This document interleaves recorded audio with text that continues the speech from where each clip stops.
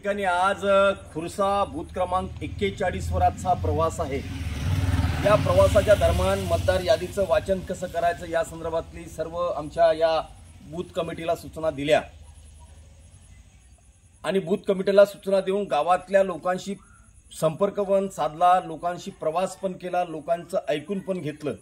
हे सर्व बूथ कमिटीचे आमचे तालुक्याचे महामंत्री मनोज उरकुडे या ठिकाणी आहेत। बूथाच्या यादीचं वाचन पण झालेलं आहे।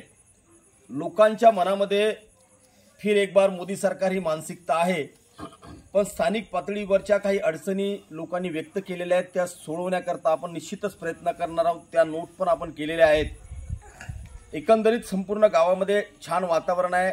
बूथ कमिट्यांचं काम पण सुरू आहे। बूथ प्रवासी कार्यकर्ते पण मुक्कामानी या ठिकाणी आहेत।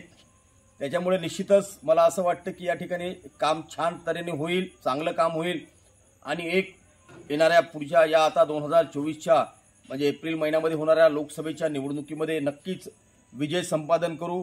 या ठिकाणी आमचे इथले बूथ प्रमुख, इथले सर्व कार्यकर्ते म्हणतात की आमचा हा खुर्सा गाव बूथ क्रमांक 41 आम्ही या बूथवर किमान 90% मतदान घेऊ हा विश्वास कार्यकर्त्यांमध्ये आहे, लोकांमध्ये पण उत्साह आहे आणि मला वाटतं की नक्कीच माननीय पंतप्रधान नरेंद्र मोदी यांच्या कार्यामुळे हे यश आम्हाला प्राप्त होणार आहे। माननीय देवेंद्र फडणवीस यांनी विविध योजनांच्या माध्यमातून शेतकऱ्यांना प्रत्यक्ष लाभ दिलेला आहे आणि संघटना म्हणून भारतीय जनता पक्षाचं कणखर नेतृत्व म्हणून आम्ही ज्याला संबोधतो ते आदरणीय चंद्रशेखरजी बावनकुळे यांचा याकरता गाव चलो अभियानाकरता असणारा अथक प्रयत्न या विजयासाठी कारणीभूत ठरणार आहे।